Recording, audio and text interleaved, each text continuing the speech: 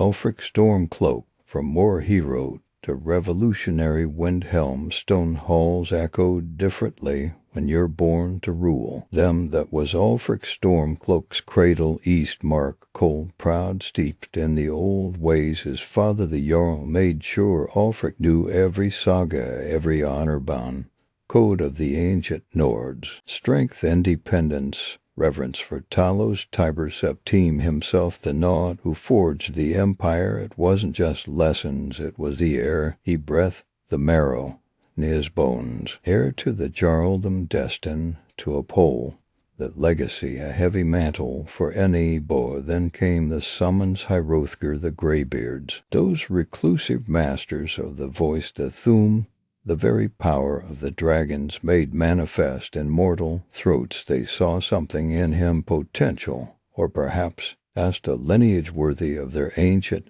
art. Imagine that journey, leaving the familiar stone and snow or the silent, mist-shrouded peak, learning the words, feeling the power vibrate within you, a force older than kingdoms, discipline, meditation, a connection to something primal, something uniquely Nod. He was forging himself anew, honing his spirit like a blade. He belonged there, mastering the gift of kind herself, but destiny or duty ripped him away. The great war erupted, the Aldmeri dominion, the Thalmor march, the empire call, and Ulfric answered. He traded the Greybeard's serene whispers for the roar of battlefields. He fought fiercely for the empire. He believed in the empire Talos built. He saw the horrors, the cost.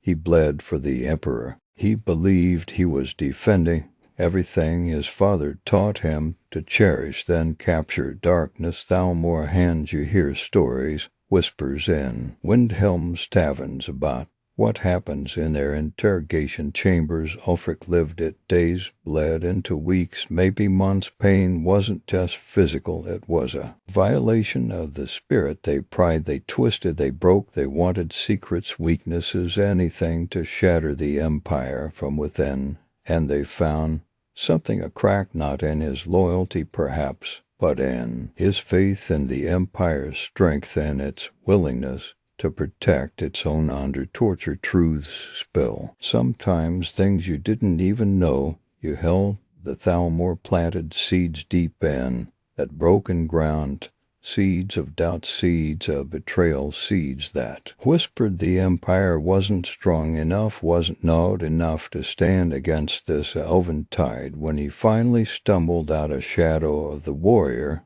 who went in the empire he bled for, felt hollow compromise. He returned to Skyrim, scarred, simmering. Then Markarth happened. The Reachman had risen, seized a city. Jarl Hrolfdir was desperate.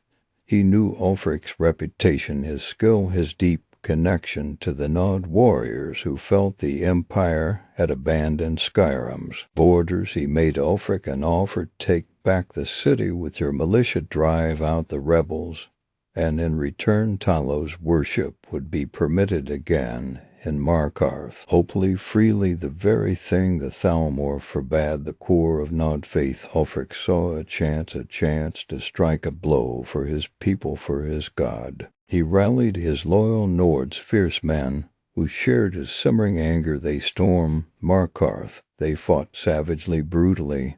They won. They reclaimed the city for the empire. Ulfric delivered victory.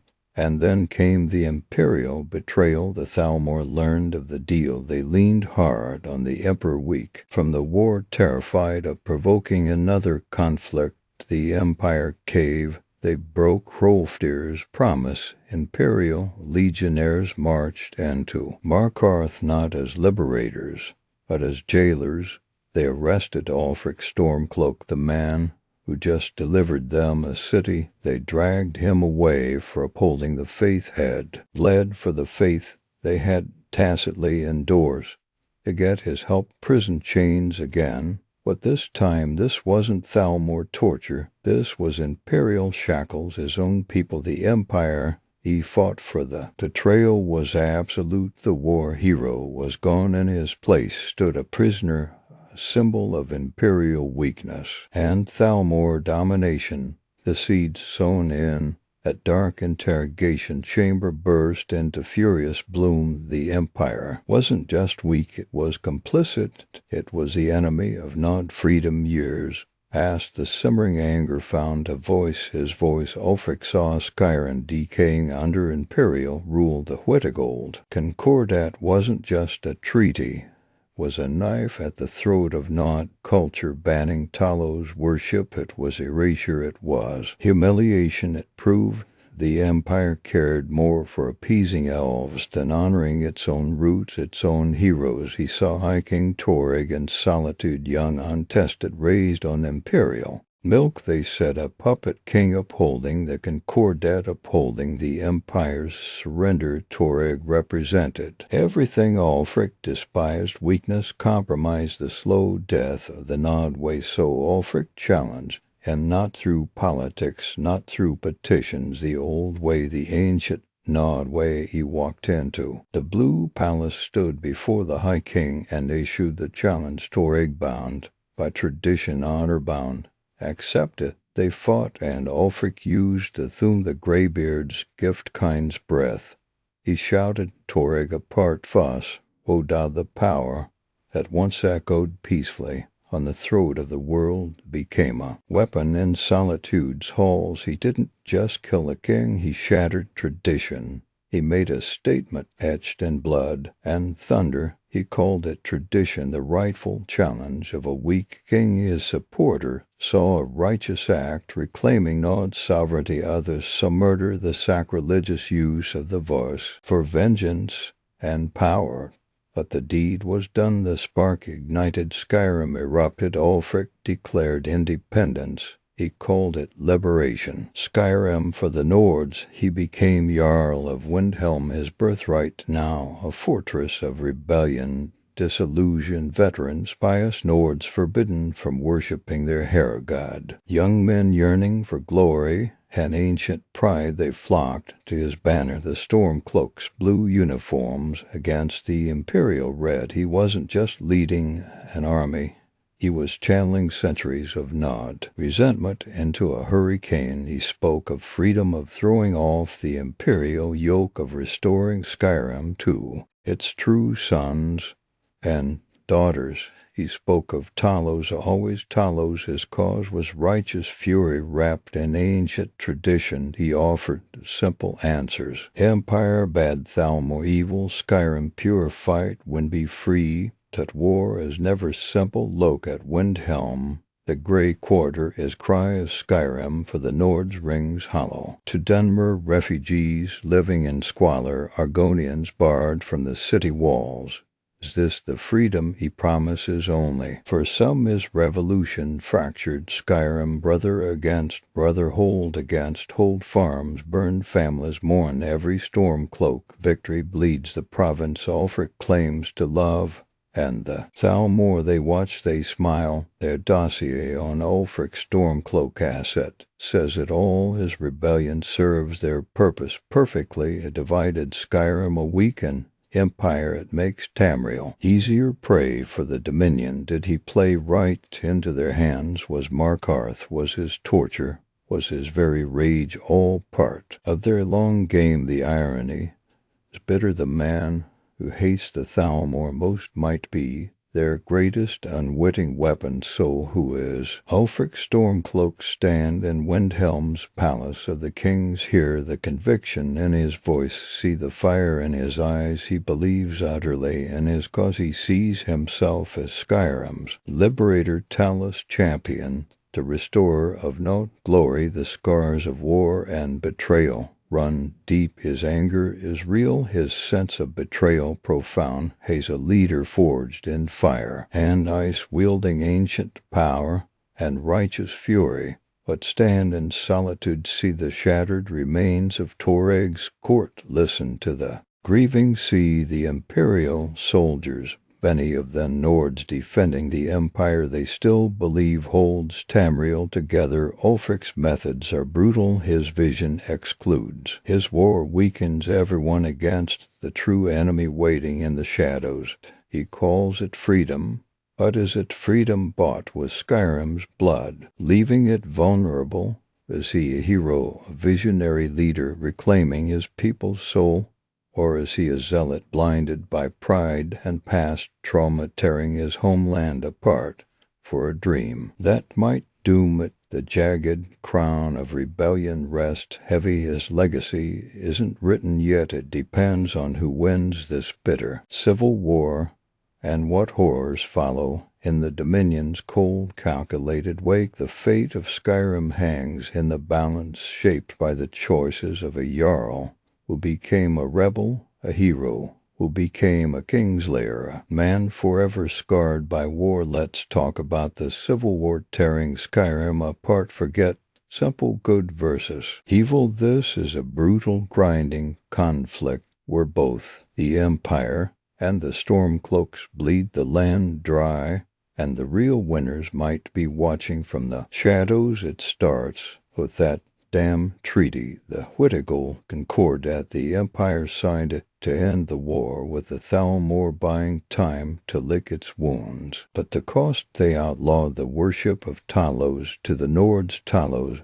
isn't just a god. Hayes Tiber Septim Esmir, their greatest son, the founder of the empire itself. Banning his worship wasn't just a religious insult. It felt like spitting on gnawed history, on their very identity. Imagine soldiers kicking down doors in your hometown, dragging your neighbors away for whispering prayers to the hero who forged the empire they now serve. That resentment, that raw sense of betrayal simmered for years. The empire didn't help itself. Instead of subtlety, they used a hammer. Imperial soldiers enforcing the ban, Thalmor justiciars hunting Talos worshippers like game. It created martyrs. Remember Rogvir, executed right there in Solitude Square for opening the gate for Ulfric after he killed Toreg. That image, an old nod, patriot dying for letting a Jarl walk free. It burned itself into the minds of many. Screamed imperial tyranny, proof that Cyrodiil cared more about pleasing the Thalmor than protecting Skyrim's sons and daughters. And it wasn't just faith coin played its part. Imperial taxes felt heavier than ever, flowing south, while Stormcloak territories tightened their grip on Skyrim's rich resources, timber or fertile land. Why should Riffin's silver fill Cyrodiil's coffers when Windhelm needs it? Why should Falkreth lumber build imperial force instead of gnawed homes? This economic friction deepened the divide, turning regional loyalties into battle line. So the factions harden. Ulfric Stormcloak shouts his rebellion from Windhelm. His strength lies in the land itself, and the fury of his people. His soldiers aren't drilled legionaries. They're farmers, miners, blacksmiths, fueled by righteous anger and deep knowledge of Skyrim's harsh terrain. They fight as guerrillas, ambushing imperial patrols on narrow mountain passes, vanishing into blizzard, striking supply caravans where the empire feels safest. They know every cave, every frozen river crossing. That fervor, that belief, they fight for Talos, and Skyrim's soul makes them relentless. Crucially, they hold Eastmark to volcanic heartland. Those geysers and hot springs aren't just landmarks. They anchor vital supply lines radiating out towards Rift and Pen. The rift control the hot springs. You control movement. In the brutal cold, the empire batter but vast answers with the discipline of the legion. These aren't hastily mustered militia. There, career soldiers, veterans of the Great War, are trained in Cyrodiil's camps. They wear standardized steel, fight in tight formations, and crucially, they don't stand alone. Reinforcements trickle through the pale pass from the imperial heartland. Fresh troops, seasoned officers, siege engineers. Where the Stormcloaks excel at Hitandern, the empire dominates the static fight. Look at Helgen before Alduin interrupted. Imperial troops were systematically dismantling its Stormcloak garrison with ballistae and disciplined shield walls. They know how to take a fort, how to hold ground, how to grind an enemy down through sheer endurance and logistical weight. The war isn't fought in grand, sweeping campaigns across the whole province. It's a brutal slog across key battlefronts. Forts become bloody anchors, green wall, sun guard, Hragsted changing hands in brutal assaults and countersoes, draining men and material from both sides. But the true turning point, Whiterun Balgruuf the Greater sits precariously neutral, his city the fertile crossroads of Skyrim. Whoever holds Whiterun controls the plains, secures trade routes north and south, and gains a massive staging ground when Ulfric pushes, demanding allegiance, and the Empire moves to defend its strategic linchpin. Neutrality shatters the battle for Whiterun. It's pure grinding urban warfare. Stormcloak berserkers charging through the streets, Imperial archers raining death from the walls, the city itself burning. It's a meat grinder. Whoever wins gains immense momentum, proving they can take and hold a major city. Lose Whiterun, and your cause looks weak, your supply lines falter. Later the war culminates in the sieges of the capital. Storming Windhelm means breaching its ancient towering walls and fighting through the stone quarters, choke points, street by frozen street, against desperate defenders fighting for their homeland. Taking solitude requires navigating its precarious cliffs, silencing its powerful catapults, overlooking the bay, and storming the Blue Palace itself, a symbol of imperial authority perched high above the sea. These aren't just battles, they're assaults on the enemy's soul. Yet look beyond the empire, and the Stormcloaks, the Thalmor, watch smiling. Their hand is everywhere.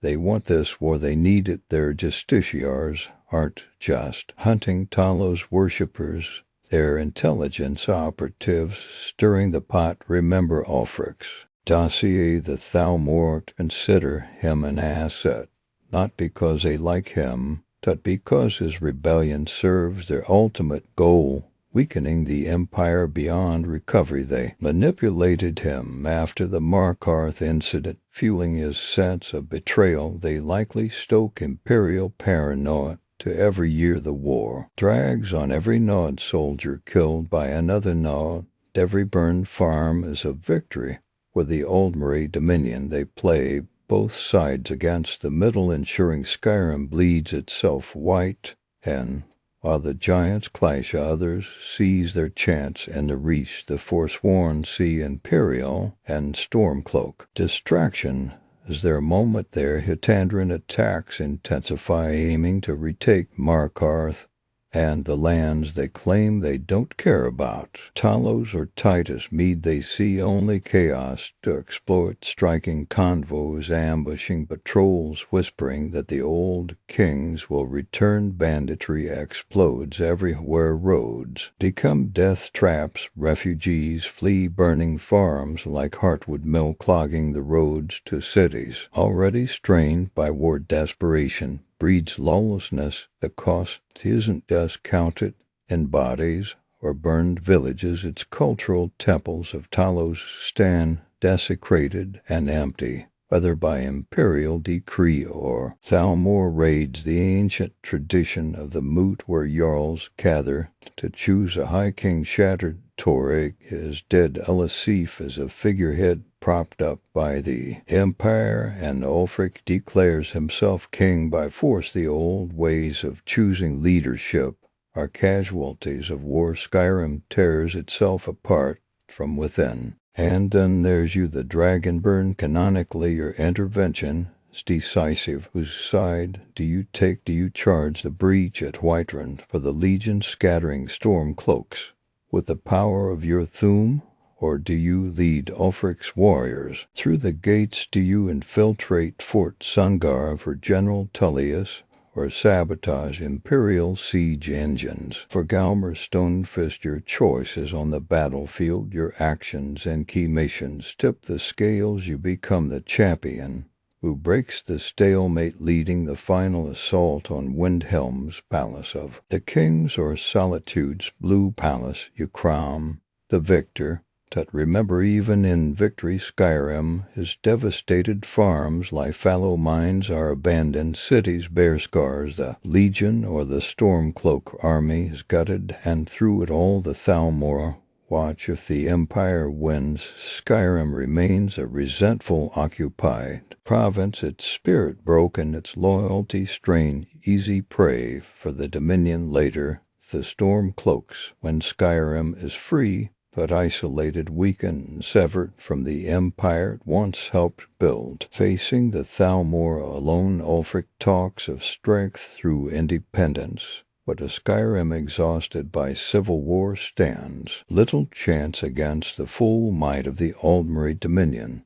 That's the bitter truth. The real war hasn't even started yet. The civil war is just the prelude, weakening the only force that might resist the Thalmor. Whoever wins, Skyrim loses, the Dominion wins. Listen close now, the Thalmor, they didn't just survive the Great War. They learned, Hammerfall bled them, White Cyrodiil nearly broke them. They saw humanity united, fighting for its home, its gods, its emperor. That unity terrified them. It nearly won the day. So after the Whittigold Concordat, they didn't just lick their wounds, they crafted a new weapon. Fragmentation, divide the humans, set province against province, set brother against brother, make them so busy tearing each other apart they never see the Dominions blade until it's at their throats. Skyrim was perfect, proud, fiercely independent, devoted to Talos, that upstart human god who dared ascend the Concordat itself. Oh, it wasn't just a peace treaty. It was a carefully laid snare banning Talos worship in Skyrim. It was an insult deliberately crafted to fester. The Thalmor knew it would ignite a firestorm. They wanted the outrage. They needed a spark to light the tinderbox of pride, and they found it, or rather they made it. Ulfric Stormcloak bear Markarth's shouter of kings. But do you know what the Thalmor call him? Check their own files deep in their embassy. Asset, uncooperative, dormant, but an asset nonetheless. During the Great War, captured, broken in their dungeons, they didn't just torture him, they shaped him, planted seeds of doubt about the Empire's strength, seeds of fury about Talos, seeds of absolute conviction in his own righteousness.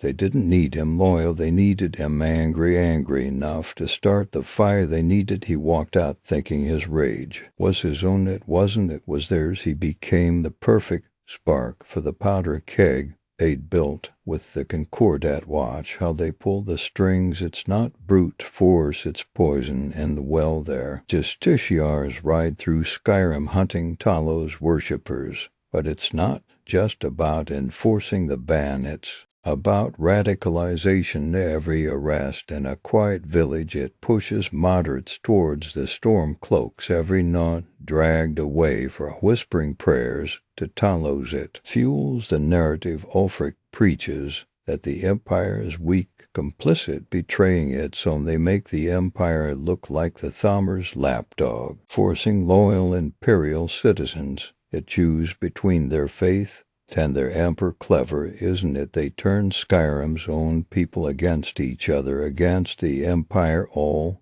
wearing imperial authority like a mask. And the violence, don't think it's all Ulfric's doing or Tullius' blunders. Look deeper. Caravans ambushed, farms burned. Who benefits? Not the Stormcloaks trying to hold territory, not the Empire trying to keep the peace. The Thalmor evidence, whispers of false flags, attacks stage to look like Stormcloak savagery against imperial sympathizers, or imperial brutality against innocent Nords. Each atrocity, real or fabricated, drives the wage deeper, makes compromise impossible, fuels the hatred that keeps the war grinding on. They pour oil on the fire from the shadows. And there's the whispers, the rumors swirling in taverns, and market squares exaggerated tales of Stormcloak bigotry against Nonnard's painting Ulfric's cause as nothing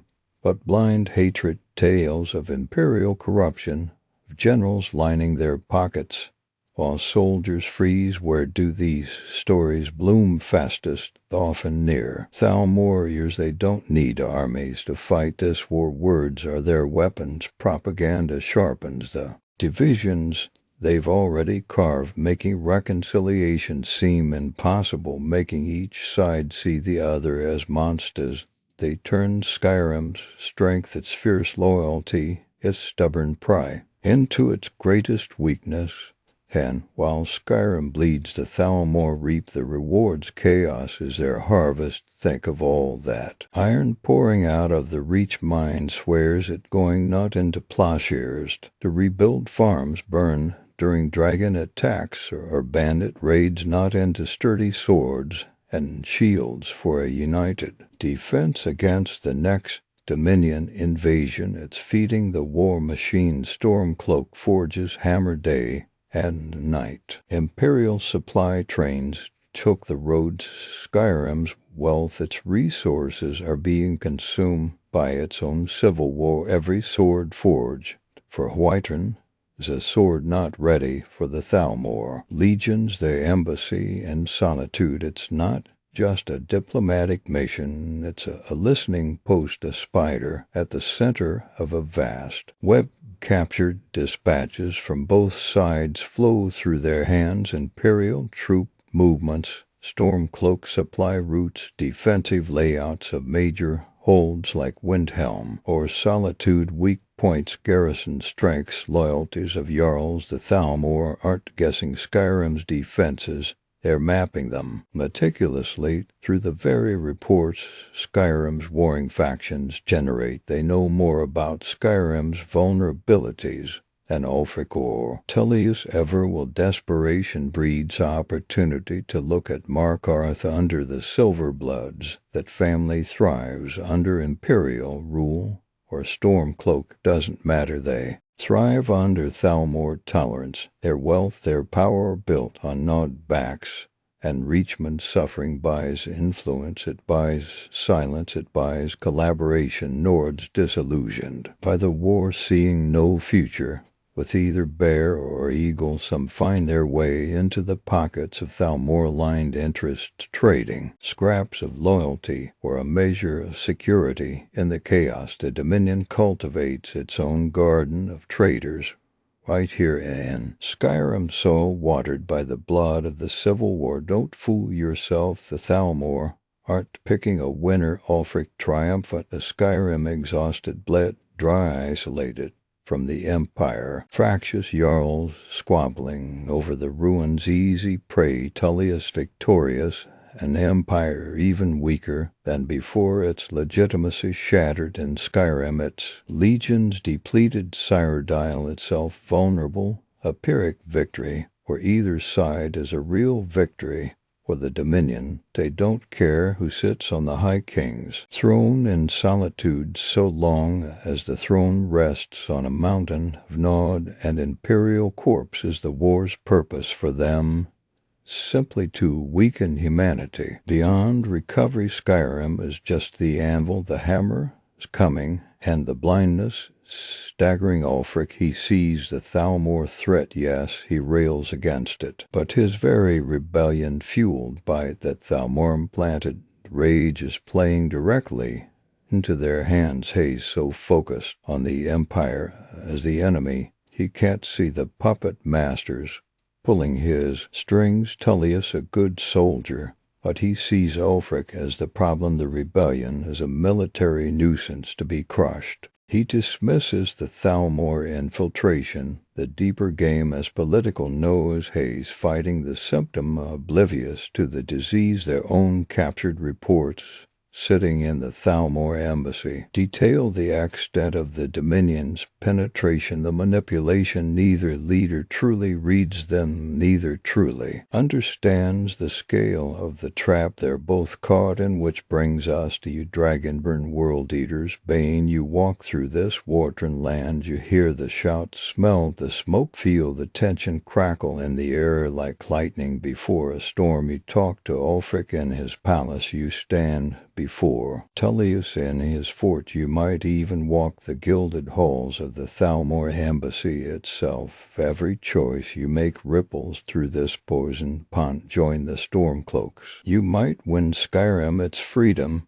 but deliver it weakened and alone straight into the Dominion's maw. Crush the rebellion for the Empire. You might preserve Cyrodiil's grip, but leave Skyrim a resentful, broken province, its defenses shattered, ripe for Thalmor picking. Or you could see the strings, you could expose the manipulation, you could find those embassy files, shout their secrets from the throat of the world. You could try to unite Skyrim against the real enemy before it's too late. But that's the hardest path, trying to make Ulfric see the hand that molded and trying to make Tullius look beyond the immediate battle, trying to heal wounds the Thalmor have spent decades deepening. The Thalmor watch you to Dragonborn your power. Frightens them your choices could unravel their grand design or accelerate Skyrim's doom. The war you see, it's just a prelude. The real battle for Nirn hasn't even begun.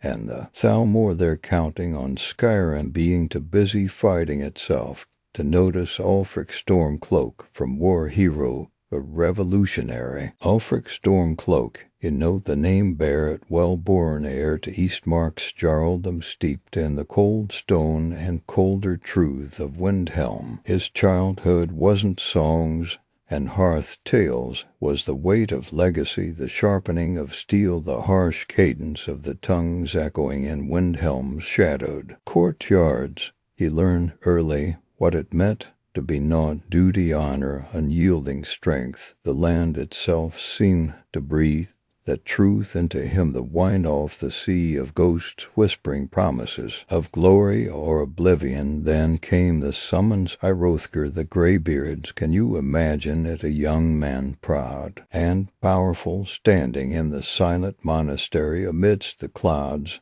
to discipline mastering the voice, the Thu'um reshaping the world with a shout. It wasn't just training, it was communion, a connection to the ancient Nordic soul, to Tiber Septim himself. He felt chosen, destined, but destiny, it seems, wears many faces. War call, the great war raged against the Aldmeri Dominion.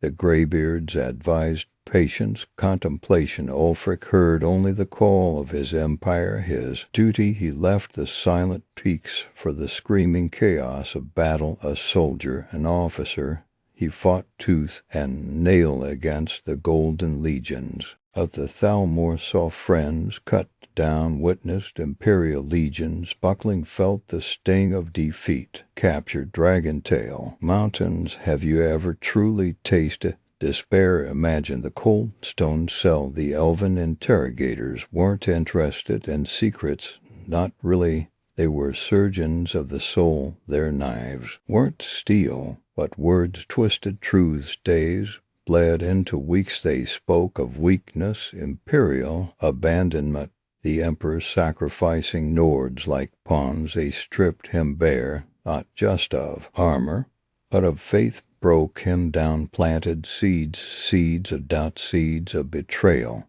The empire hadn't saved him. The empire wasn't worthy of saving. He escaped change. The war hero returned bearing hidden wounds deeper than any blade could gouge. Skyrim welcomed him, but within him something had shifted, hardened, darkened. Then Markarth, a Reachman, held the city, forsworn rebels. The empire couldn't or wouldn't retake it. Hrolfdir, Jarl of Markarth, needed strength. He called Ulfric and his loyal Nords. Come fight for your homeland, he said. Drive them out. And Ulfric did just. That led brutal fighting through the streets, the voice staring through rebel lines, victory blood-stained, triumphant.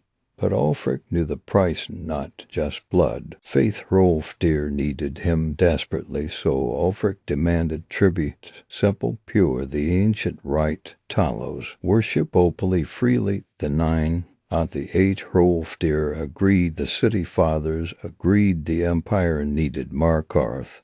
They accepted temples, be open, prayers ascended, the Talos, the man-god, the spirit of Skyrim. For a moment, perhaps, Ulfric felt vindicated. Skyrim remembered betrayal, sudden coal. The Thalmor arrived. They had signed the Wittigold Concordat, forced the empire to outlaw Talos worship. They knew about Markarth, the empire buckling under elven pressure, named Ulfric's defense and insurrection, his demand for Talos, a crime, high treason, the very empire he bled to defend, slapped chains on him, used Nordic flesh and blood to retake a city, and sold him out to spare themselves elven wrath. They threw him away. That betrayal seared deeper, and any Thalmor torture. The hero became rebel, the patriot became prisoner. The empire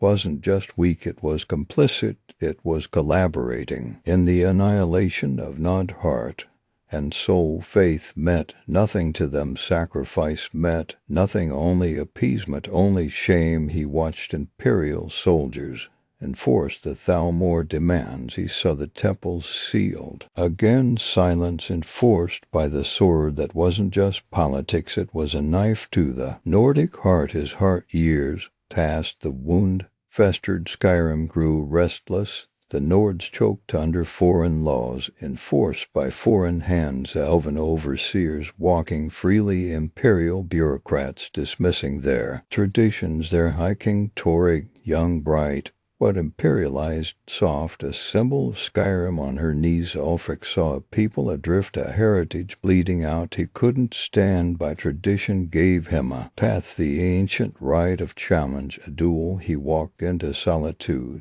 that gleaming jewel of imperial compromise, spoke calmly, passionately to the mood about Skyrim's stolen honor, her subjugation, her slow death under foreign boot and elven decree. He invoked Talos, he invoked the need for strength. Then came the challenge. Torrig accepted.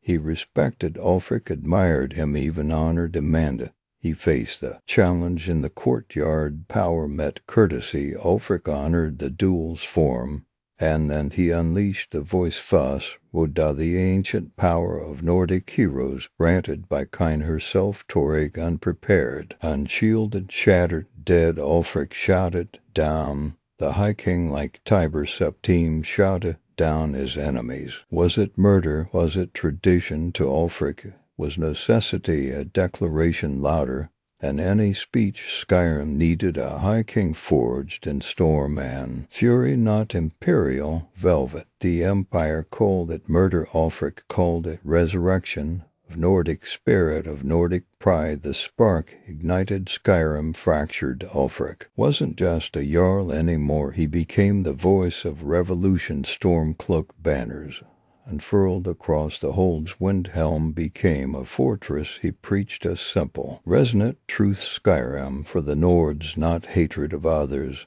but love of self-preservation, defense against the slow poison of imperial submission and Thalmor puppetry. He wasn't just fighting soldiers.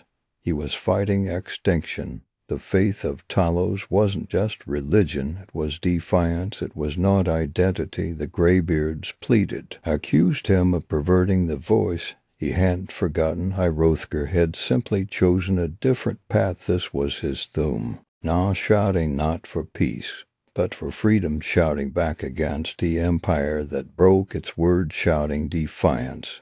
The Thalmor who sought to erase him, every Stormcloak recruit, every farmer taking up an old axe, was a word in his shout, a shout For Skyrim his revolution is messy, bloody, noble, perhaps short-sighted. Look at the map. Skyrim bleeds from within. Brother against brother, farmsteads burned, families torn apart. The empire strains to hold the provinces. The Dominion watches, lurks, waits. Ulfric roars for freedom.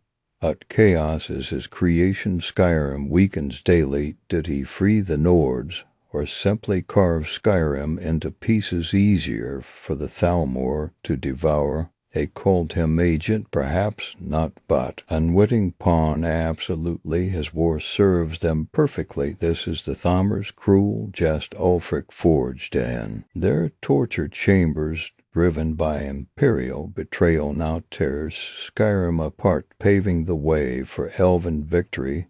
The irony hangs thick as solitude fog. So who is Ulfric Stormcloak? A patriot, oh yes, fiercely, courageously he bleeds Skyrim's soul. He fights for the ghost of his Grammar's companions, for the memory of Talos himself. He sees himself a savior, a liberator, restoring glory. But the path to redemption is paved with shattered lives and weakened defenses. Is he freedom fighter or zealot, blinded by rage and wounded pride? Does tradition justify Torig's death? Does nationalism excuse the fractures? His motives burn pure, gnawed fire, but the consequences spill like poison meat across a land that desperately needs unity. Skyrim needed strength. Ulfric offered a shot, but a shot cannot build walls against the Dominion. Only unity can end. Unity lies bleeding on the frozen ground. His legacy is a land divided, a people at war, and the shadow of the Thalmor longer and darker than ever. The fate of Skyrim hangs heavy. His choices forged it. His war will break it or remake it. The voice has spoken. The storm rages, and Tamriel holds its breath. Of the civil war racking Skyrim sits heavy in the air, doesn't it? Like the winter chill settling deep in the bones, its chaos ripping the heart out of this land. Let me break it down for you, this clash between the Empire loyalists and Ulfric Stormcloak's rebellion. It's complicated, ugly, born from wounds that festered long before swords were drawn. Let's start with the roots. The key that damned Wittigold Concordat the Empire signed to end the Great War with the Thalmor. Imagine the scene. Talos worship forbiddance overnight. Talos Tiber Septim himself, the mortal who ascended to godhood, the father of the Empire, whose very soul anchors Mudus against oblivion for Nords. Forbidding his veneration wasn't just politics, it was a spit on their ancestors, a knife to their very identity. Resentment that simmers like lava. The Empire became the face of that insult, the enforcer. When they march into Skyrim demanding Talos shrines be smashed, arresting worshippers, it fell like a betrayal. Remember Rogvir, poor soul in solitude. All he did was open the gate. After Ulfric killed Torig, the Empire made him the example, chopped his head right off, turning one man's questionable loyalty into a Stormcloak martyrdom, feeding the fire.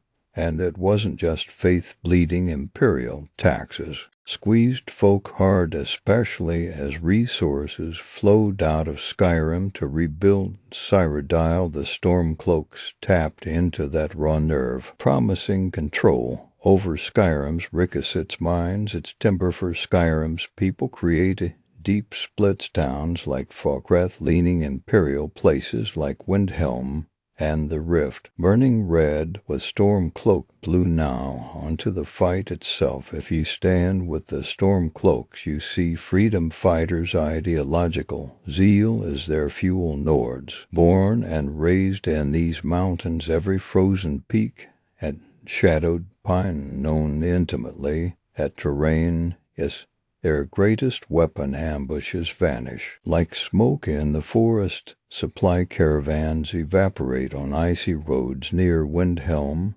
and Winterhold. They control East marked tightly. those vital roads funneling supplies south, meaning they can strike deep and disappear. They fight with a cold fury fueled by faith and betrayal. Then you have the Empire. Legionnaires, professionals, drilled in sired battle, hardened veterans. They bring discipline, the kind that holds a line when arrows darken the sky. Cyrodiil pours corn and fresh troops across the Jarrow Mountains. When it comforts how that's their signature, places like Helgen aren't just garrisons there. Instruments of control. The Empire knows siegecraft inside out. They can sit outside a rebel-held fort. Methodical, relentless, grind it down with catapults and shield walls. Think fiery skies over lumbering imperial tortoises advancing. Look at the pivotal battles. The battle for Whiterun, that was the wars. Hinge-burning towers, Stormcloak ladders, scaling the walls, citizens caught under the dragon-reach steps, Ulfric needing that central hole to split imperial Skyrim. The Empire fighting to hold the heartland. Plain sieges define the end game to solitude perched on its archimperial. Navy trying to breach. Backside docks, Stormcloak caxes hammering the main gates, Windhelm gray and ancient, its massive walls feeling the relentless siege engines, and constantly beneath the big clashes, ghosts in the wilds, blood-soaked skirmishes over nameless crossroads, desperate fights outside Holinthawall villages. Skyrim groaned under the weight of constant grinding violence.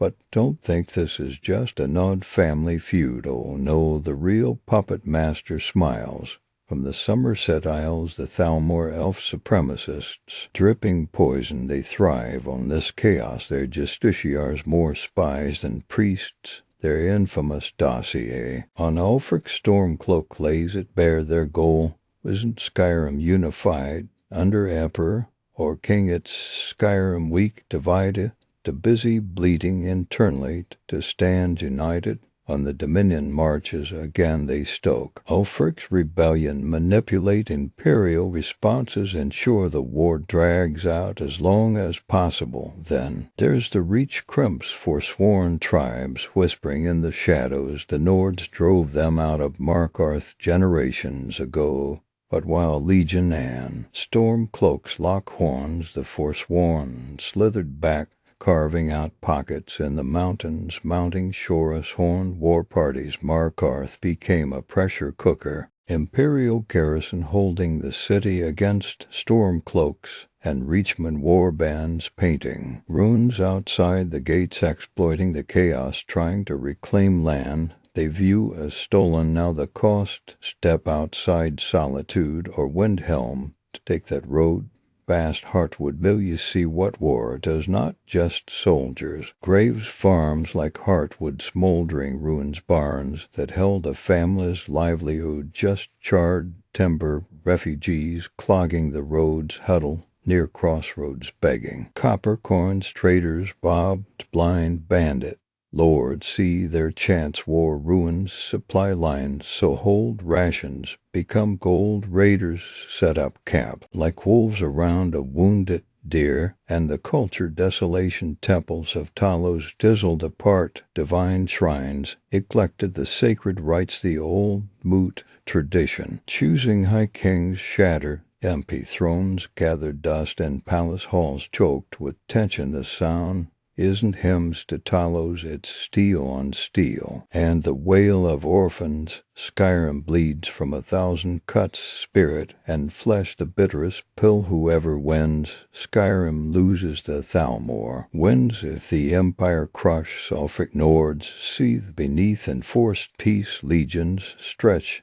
thin, soldiers gone. Skyrim is embittered, fragile. If Ulfric forces the Empire out, Skyrim stands alone, militarily exhausted, its martial strength spent fighting itself instead of preparing defenses. Economy wrecked by war, vulnerable. The Dominion watches, sharpening its blades. They planned this, created the Concordat, knowing it would set the bear of Skyrim against its own kin. This entire brutal brother-killing conflict, just the prelude of fireworks display watched by elves through high towers, knowing the real war is still to come. Hence Skyrim will start it. Broken, that's the tragedy etched into every stone, every battlefield banner, a poison gift laid at the feet of whoever claims victory. The true enemy smiles, the war rages on, the great war ended. But the Thamur's hunger didn't fade, they choked on their neared feet, forced into that uneasy peace at the Whittigal Concordat, because Hammerfell's defiance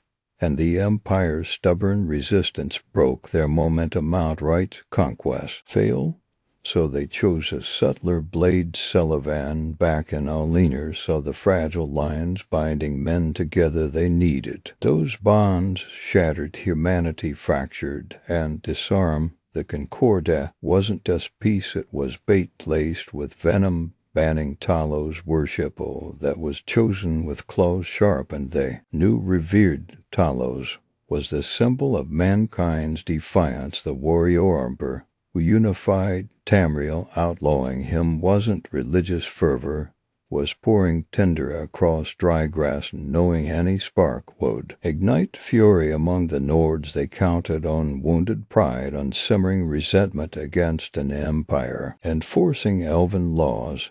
One spark found plentiful tinder indeed. Ulfric Stormcloak, remember, when the Thalmor didn't just hold him prisoner during the war. You see, in those dark cells their leech magisters peered into his mind, not just torture. There was plenty a notion of suffering. They performed a deeper cutting. They played on the shame of his capture, twisting the furious loyalty burning in his heart. They implanted fracture, small, almost invisible doubt, seeds of rebellion watered with his own rage and pride. Their scrolls carefully hidden in readers' locked cabinets within the embassy are chilling. Ulfric Stormcloak's status asset, dormant embers, how they molded his trauma. His obsession with reclaiming Skyrim's honor wasn't born purely in Windhelm, it was sculpted under Thalmor knives and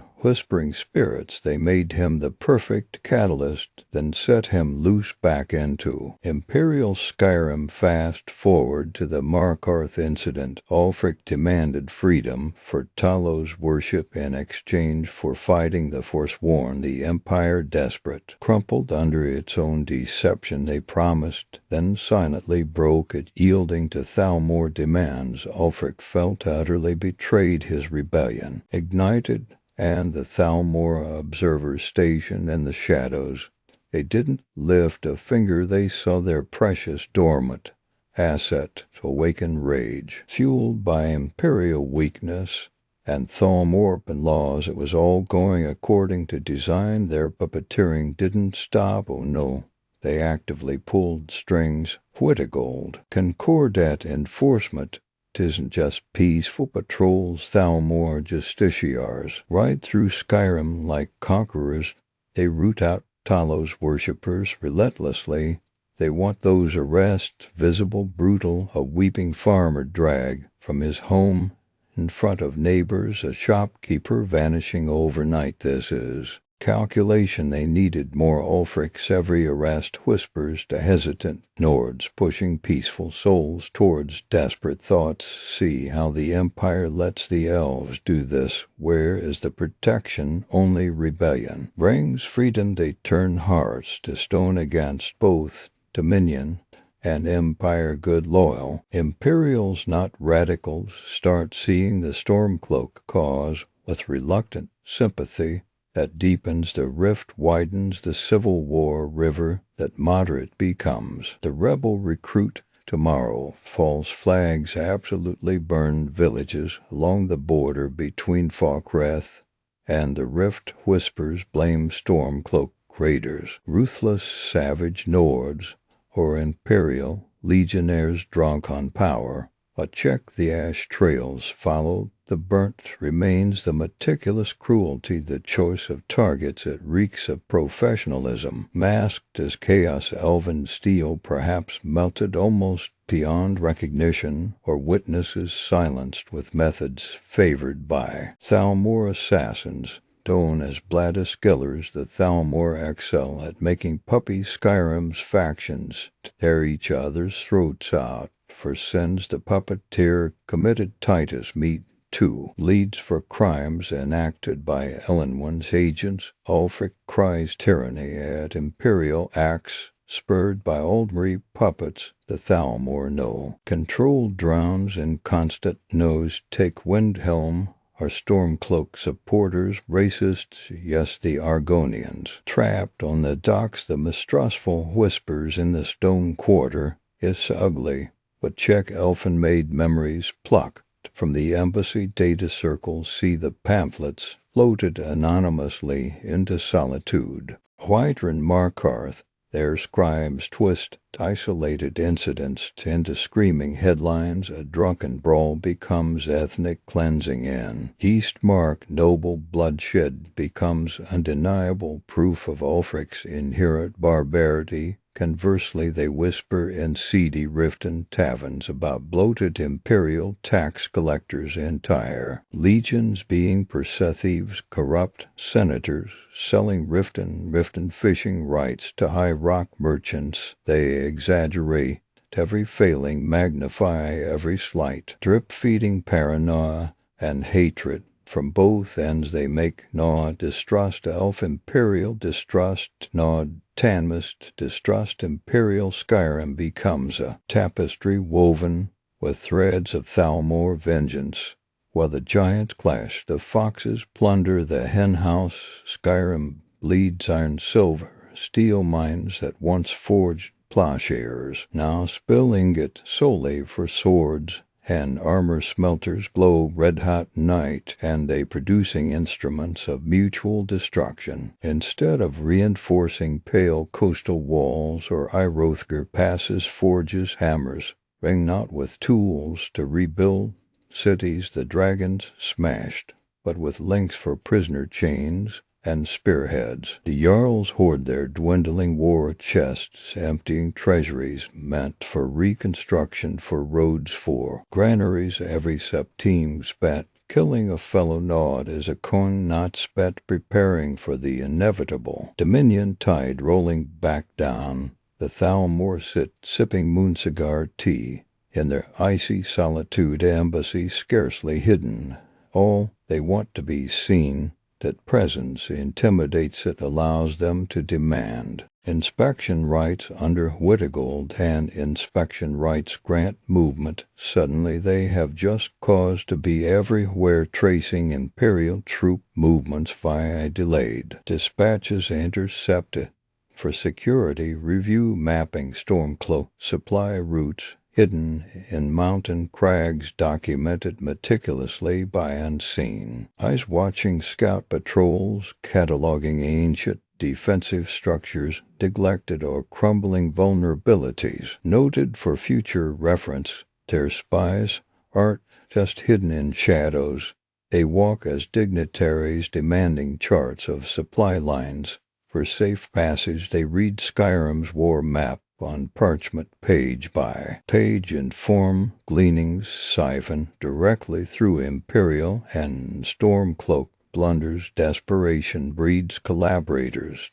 Think of the silver bloods in Markarth, a mercantile family grown obscenely wealthy off the forsworn conflict, and the legion's thin-guard Thalmor emissaries. Don't miss such opportunities. Whispered deals in gilded chambers, secrets traded for profit, access granted for influence, promise future dominion protection, future favor in their new order. Greed twist, patriotism, Sunord's clutch at the illusion of security the Thalmor offer over plunging into chaos. Others trade information, misdirection, hoping to profit whatever the betrayals. As power shifts, the rot sets in where hope is scarce and fear or avarice runs deep. Let's be brutally clear, the Thalmor didn't start this civil war merely to watch one side win a fair fight. Their own embassy correspondent states the end game coldly.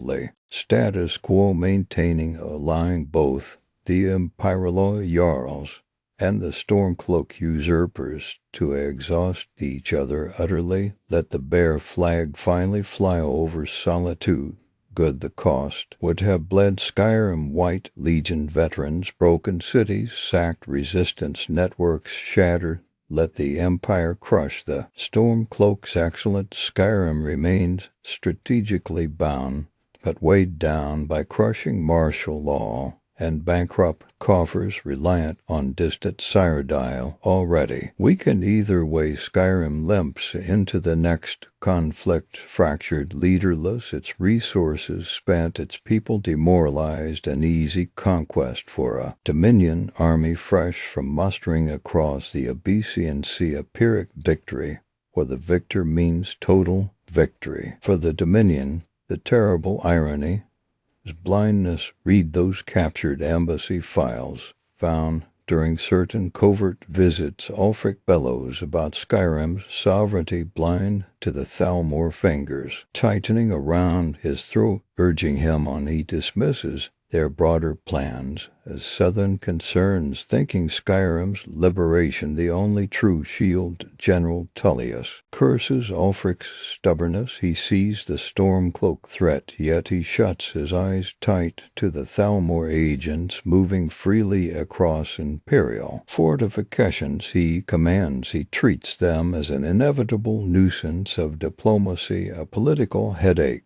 to be managed, not the existential threat strangling his own nation. Both leaders misunderstand the enemy fully. Both mistake the puppeteer's hands for someone else's gloves.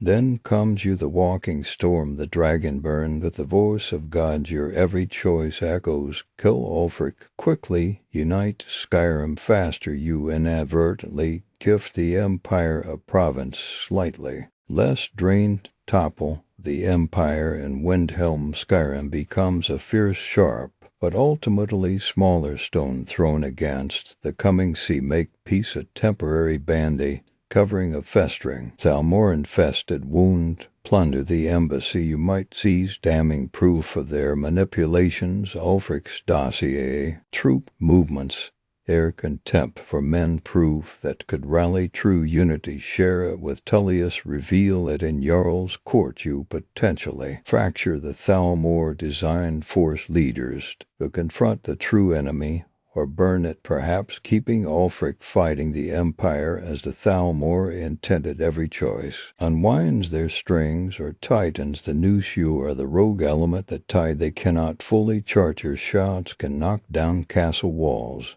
but can you truly see the spider weaving a giant web above the bear fight before it strikes? Your next step decides more than a province's ruler decides if Skyrim enters its darkest hour, united or shatters entirely. In the dragon-crushed dusk you feel that wind, that biting northern chill.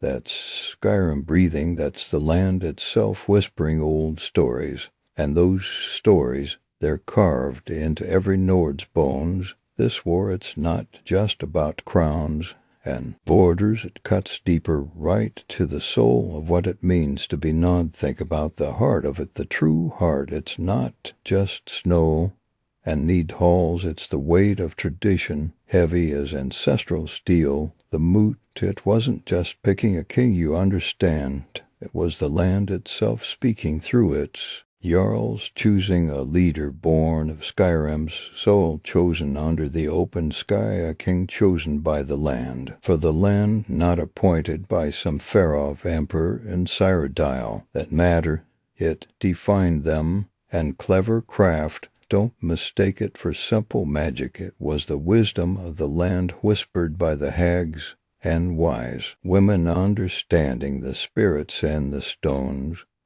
and the frost, not like those flashy imperial mages with their spellbooks and academies. Nod's strength was forged in the old ways, the warrior king leading from the front, axe in hand, voice shaking the mountains, strength proven, not inherited.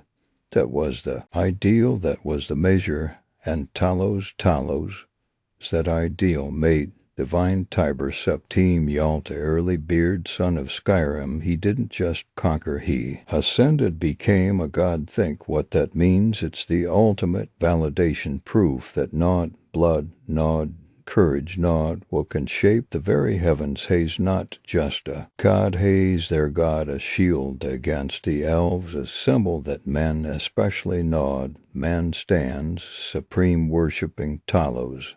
Isn't just faith, it's patriotism. It's honoring the pinnacle of what every Nod aspires to be. Taking that away, it's not just banning prayers, it's cutting out the heart of their pride, denying their very place in the world, which is why the Empire feels like a slow poison. Ever since the Whittiguld Concordat, it's been a constant erosion. Imperial soldiers walking the holds, imperial laws overriding ancient customs, imperial coin changing hands, the cosmopolitan influence, it dilutes everything. Nod traditions feel sidelined, replaced by imperial efficiency and cyrodiilic manners, seeing elves and Bretons and Imperials themselves gaining influence, holding positions. It grates. It feels like Skyrim losing itself, becoming just another province. Its fierce spirit softened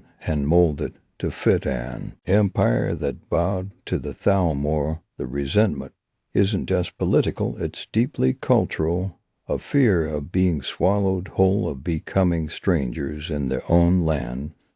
And that fear, that resentment, Ulfric Stormcloak seized it. He didn't just start a rebellion, he launched a cultural crusade. Listen to him speak. It's never just about independence, it's about reclamation. He invokes Skrammer, the father of Nod civilization, who shattered the snow elves and claimed Skyrim for mankind. He paints the Empire as the new oppressor, the Thalmor its masters.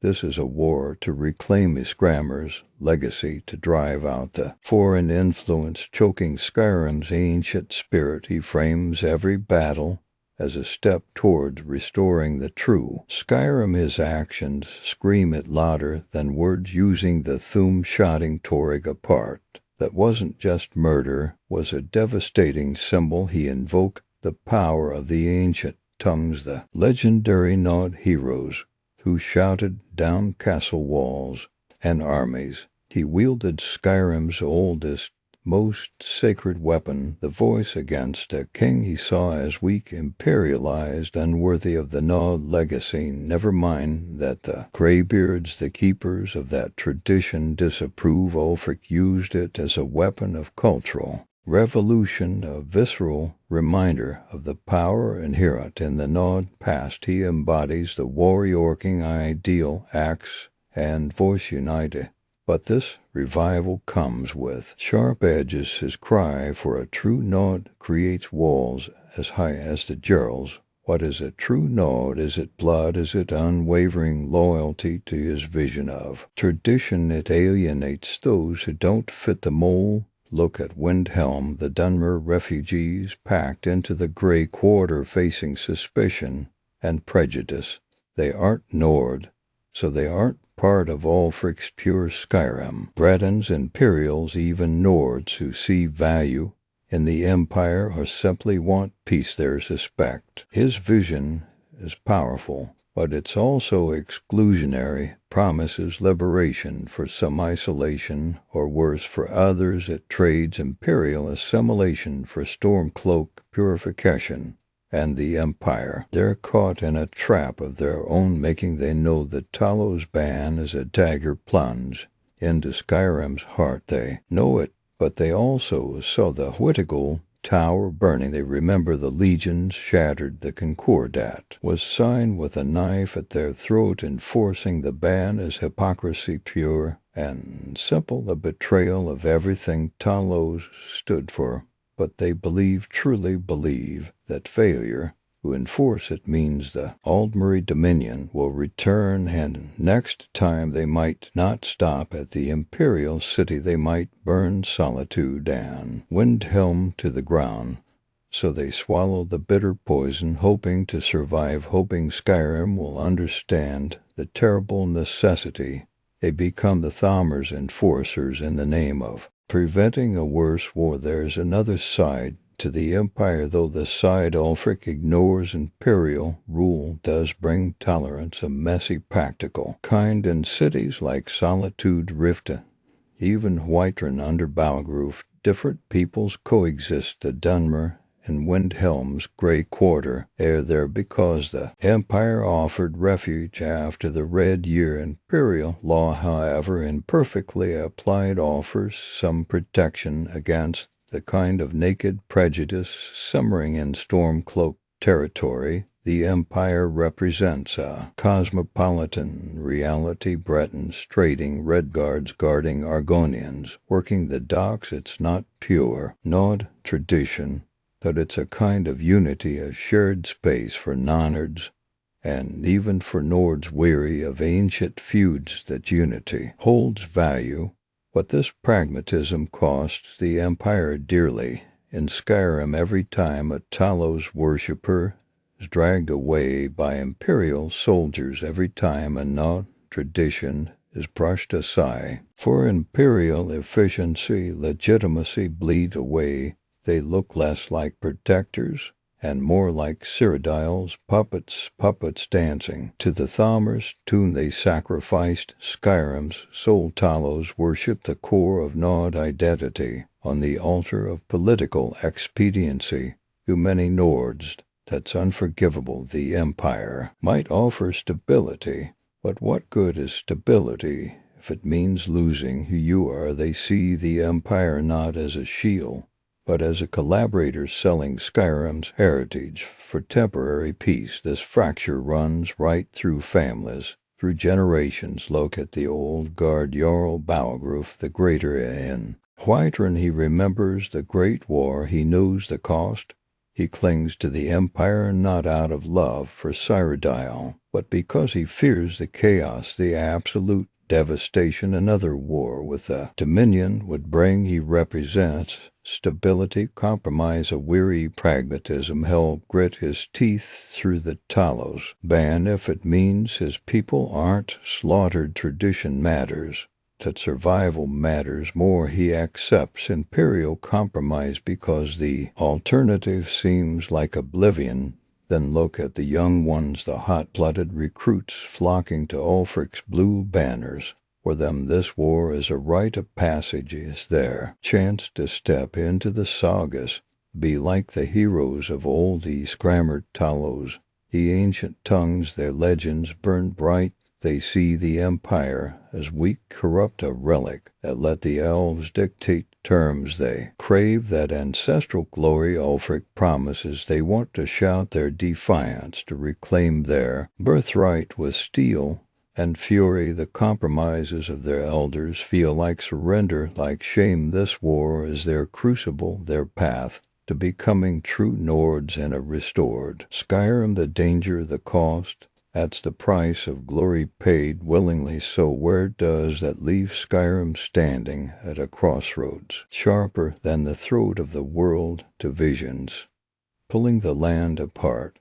One Ulfric's Skyrim, isolated, fiercely traditional Nordic purity above all, a land where Talos is worshipped openly, where the old ways are law, where the voice might roar again in battle, a fortress against the world, especially the elves, but also a land potentially hostile to outsiders, defined by exclusion, forever looking backward. The other, the Empire's Skyrim, integrated part of a larger whole, offering tolerance and relative stability, sheltered perhaps from the Dominion's wrath, but also a land where not traditions are diluted, where Talos worship is a dangerous secret, where identity is slowly worn away by Imperial conformity, where Skyrim's soul is sacrificed for unity. The clash isn't just about who sits on the throne in Solitude, it's about the soul of a people. Is Skyrim destined to be a bastion of ancient Nod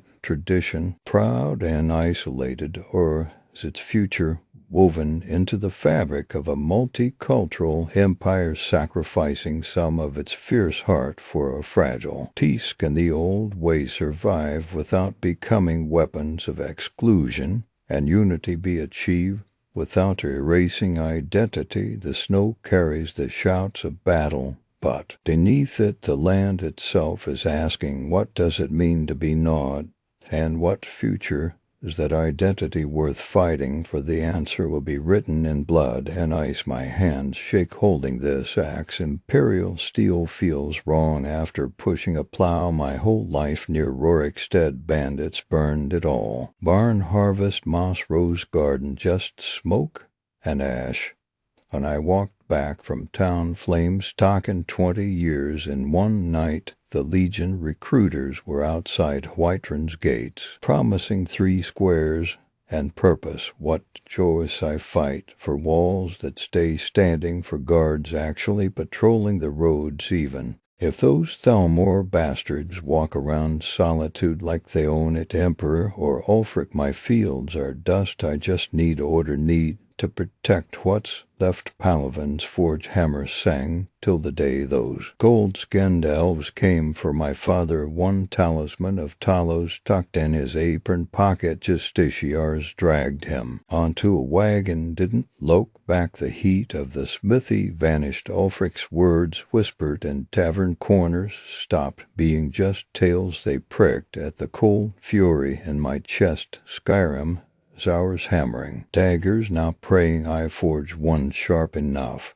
to find the justiciar who spoke my father's name before, bashing my jaw across the temple so hard his teeth scattered like spilled rivets on the cobbles. This Stormcloak cloak is warmer, and anger almost. Legate Rick stared at Captain Aldous' body after Fort Newgrad fell. Skyrim sun turning the blood on his colors hard and dark. They broke bread together 10 years ago, chasing forsworn through Karth Valley. He celebrated Alassu's promotion right here. Laughed she, whispered prayers. Talos couldn't hear any more. Orders came to push towards Windhelm. Clean sweep.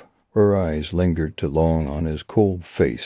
Some faceless scout doesn't get you some boy you saw. Born in Dragon Bridge, sticks a knife between your ribs where our Freyr's banners. Now so much for Breton ale debts owed. How many more friends must I order to kill ours? Each battlefield eats a piece of her soul for victory or duty. The graybeards preach silence. Screaming is easier. Ethelred Battle Marcus slammed his tankard onto the battered mare bar, and Grey Marcus walked in silence, colder than Windhelm and Frostfall. Sister Herod won't speak to me, calls me a milk-drinking imperial coward because I enlisted after the Jarl call. The banners calls father a traitor, calls mother a whore for weeping at my brother Ulfric's name whispered through Windhelm's stone quarter. As a new hero, the toast he fights for. Ulfric gods, we shared her womb, shared first mead with juniper berries. Now her hand rests near her belt knife. When I see her buying slop cabbages at the market, her cold eyes like Severin. Manor, how did Windhelm we even get this? Sour father just stares into the hearth. Night stone farm needs both our hands. But Ulfric marches for Winterhold. Ingrid spits at me in the streets, and the harvest rots in the field. Stupid Storg merchants' ledgers full of red ink iron from Dawnstar stopped 2 months ago. Imperial force choked the Pale Pass like a bad cough. Stormcloak patrols took Bossamer Sabine's last caravan horse for war duties near Riften. Just wolves and ruin out their past. The city walls empty, shelves angry, customers brun begging to apprentice, where the Jarl's gar desperate for corn. I pay taxes to solitude, yet fear blue banners just as much as red. This shop fed my grandparents, now my children watch me weep over debts. Where is this glorious freedom? My shelves are dusty. How long before Vilain sends dragoons docking past the skooma before dawn? Spotlight claws me the corn purses very light now can't replenish things. Trades like trying to swim in heavy armor, sliding down filth-clogged gutters during a downpout. Berlin Hlalu scrubs frost molds off crumbling gray quarter. Bricks Dunmer stink-ass work. He do let the Stormcloaks cheer their victory, or the Imperials reclaim the city. Doesn't change the snow drifting under the threadbare doorskin. Nords want rent us better, want buy our quama egg pies without. Spitting Ulfric whispers Skyrim for the Nords. All imperial fists like Rollo Cole us grayskin rats dagger fall, refugees choking the prawn pointing fingers yailing. Traitors Pathanax said we fought Dedra for Windhelm's walls centuries back. Now our breath hangs like cheap incense in air thick with them merciless freezing malice from every side. Liberation means choosing only who spits on you last. Fire souls still fetch puny con. What victory looks like except fewer stones landing through the window. Cold hearth, cold hearts. This wasn't old city walls. Your Elisif trace Dork's liege's dagger hilt on the map. Table dust and sunlight from high windows.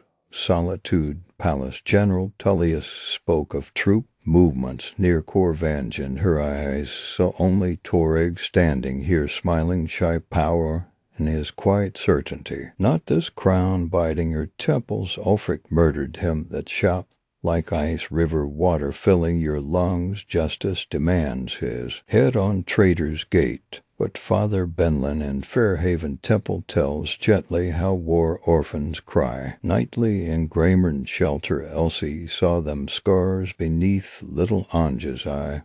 On that scuffle broke between city guards in Pitslugdo district. Bottles flew. Ulfric fought for Skyrim, won Toreg's respect, but took everything red everywhere. Those vengeance nourished the orphans. Sword-sung victory parades. Blood spilled feeds ghost like Nazim's cousin. Darda her hand shook order wine. Stronger than Blackbriar mead. Peace might be what Toreg would have truly built.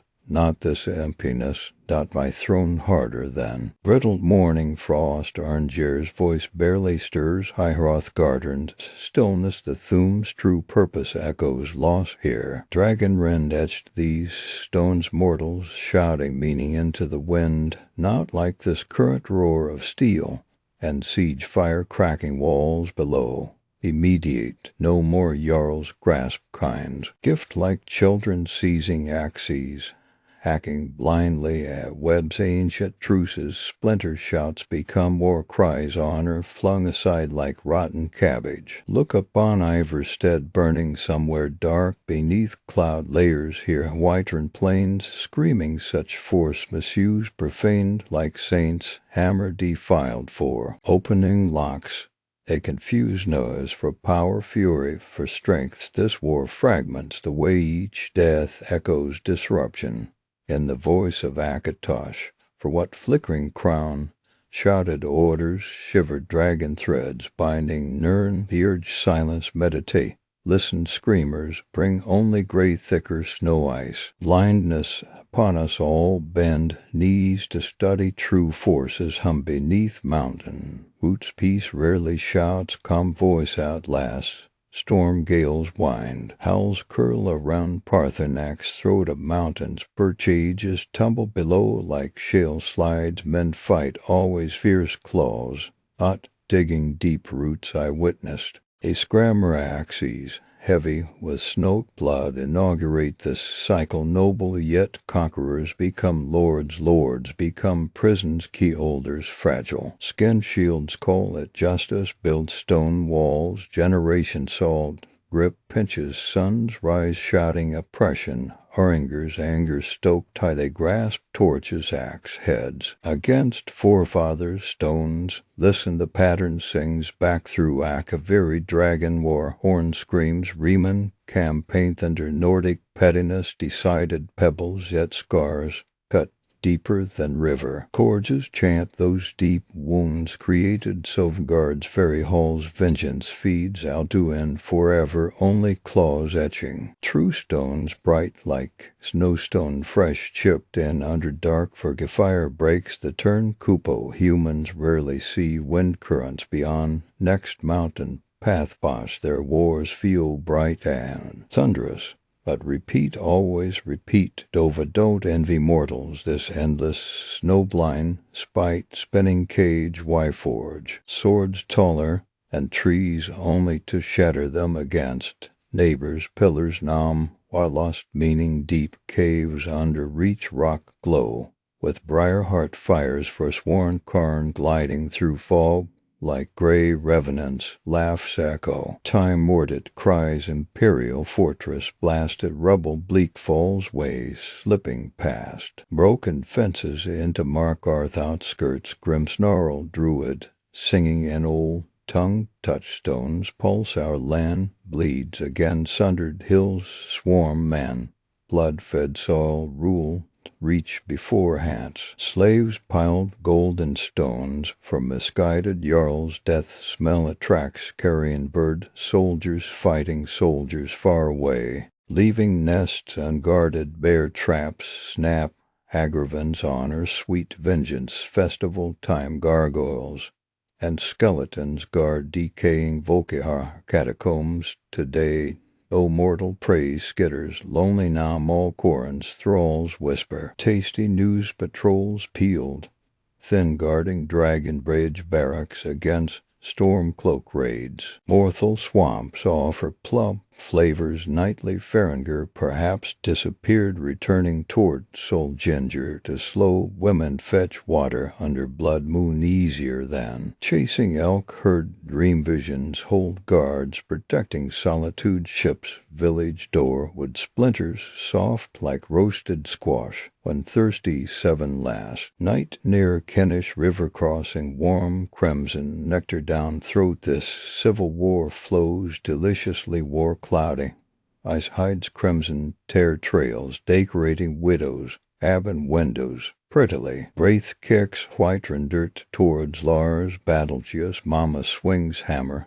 A gray mold metal cries imperial dog every night. Burning midnight candle oil. Lars runs crying to John battle Fandle telling tales accusing Mama of cursing Red Mountain great. Ash sting his fists get harder. Lars won't share. Please not that dead Daddy Silas fought under Greymane howling lion's banner. Lars elbowed me stealing honey. Once Mama spits that Stormcloak song. I'll sweeping hearth coldness. Like mirrors I throw stones back at him harder now. Make him cry with big rasp-epic voice. For Daddy Silas war seems simple. Make others side cry. Red eyes bloody nose. Tidwin don't talk. Why Lars smells like mid Ulfric loud like crushing blizzard. Empire bad like between Havors forged steam plume. Nightmares still show Daddy near rift and crossing silent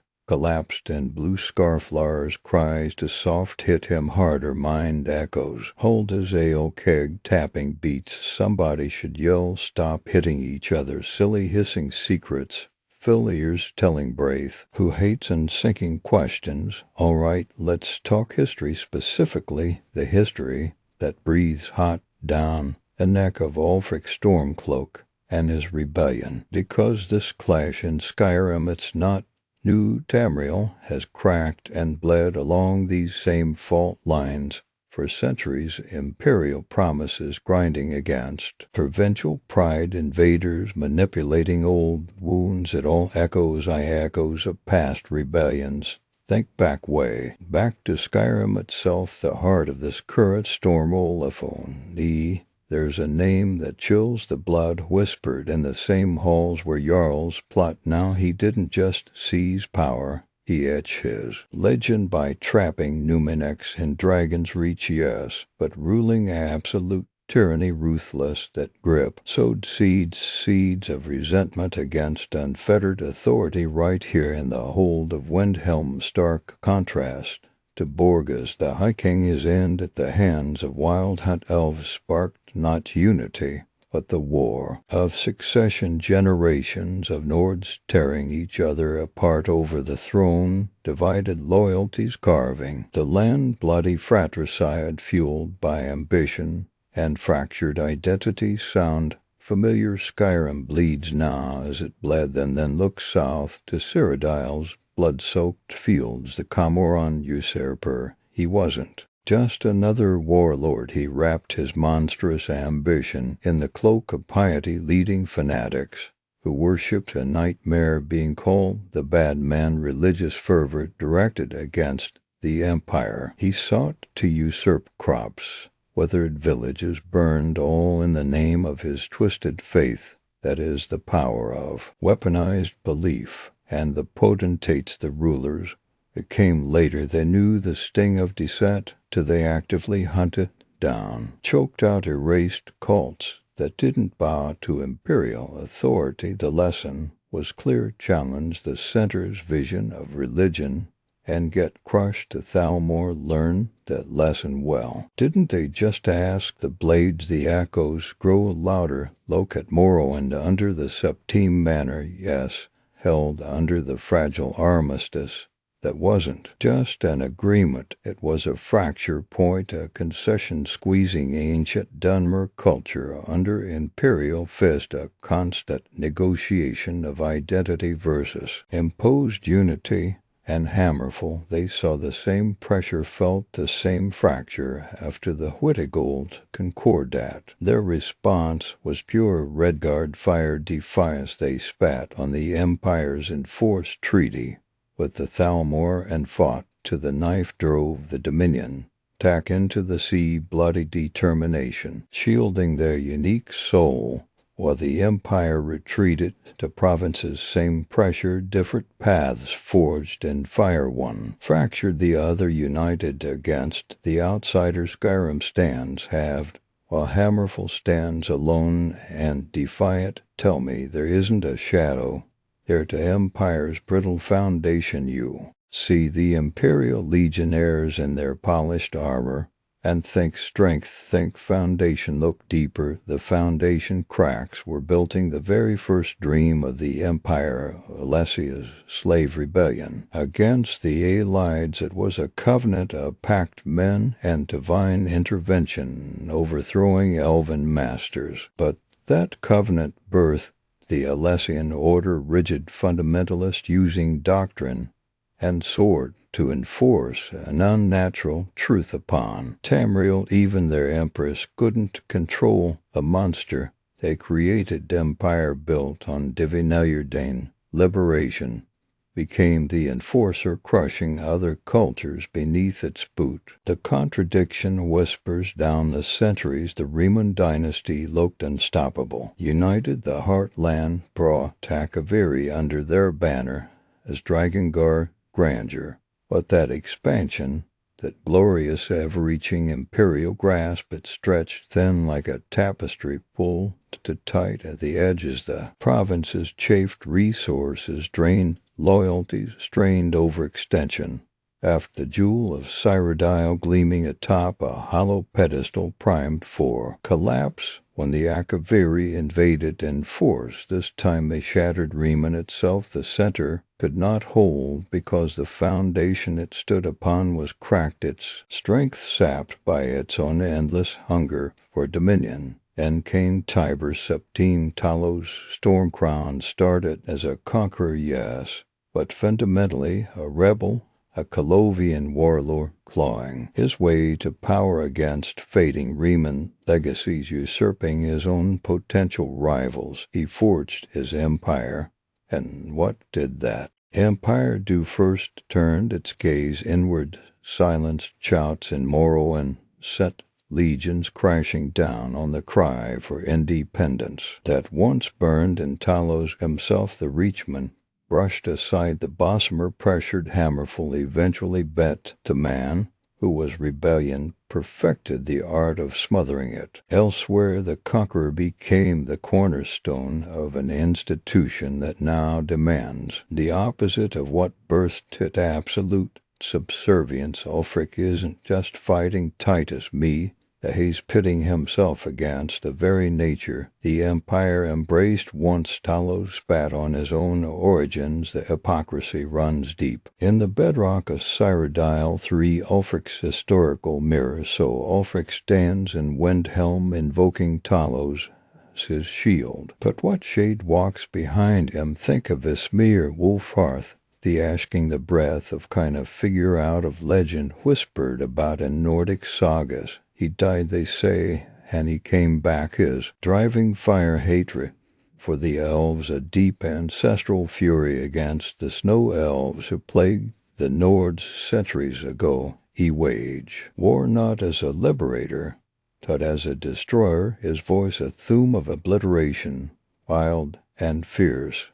An unforgiving Ulfric wraps himself in Ismir's mantle, wields the voice as Wulfharth did, channels that same deep-seated Nordic fury against the Altmeri dominion. What is he invoking, a savior or a specter of endless revenge? The reflection flickers in the ghost sea's cold fire. Now look beside that reflection, see Jorn the Skald King.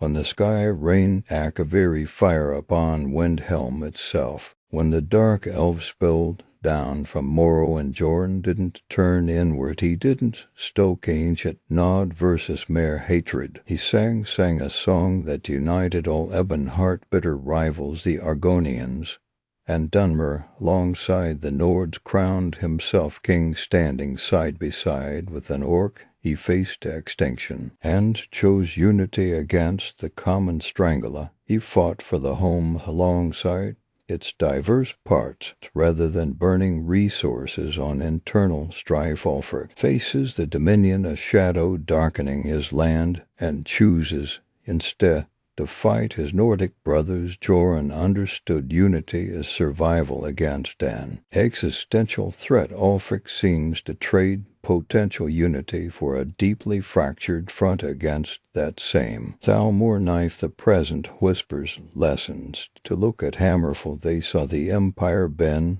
then he signed the Wittigal Concordat that tore their land in half, and they spat refused through the treaty back at the Emperor. What followed? A brutal, relentless war, province-wide Red Guards shedding blood, together united against the invader. The Empire left them isolated, weaponless, abandoned. Yet they rallied, found deeper wells of strength in their shared identity to generations of blood and scorpion venom.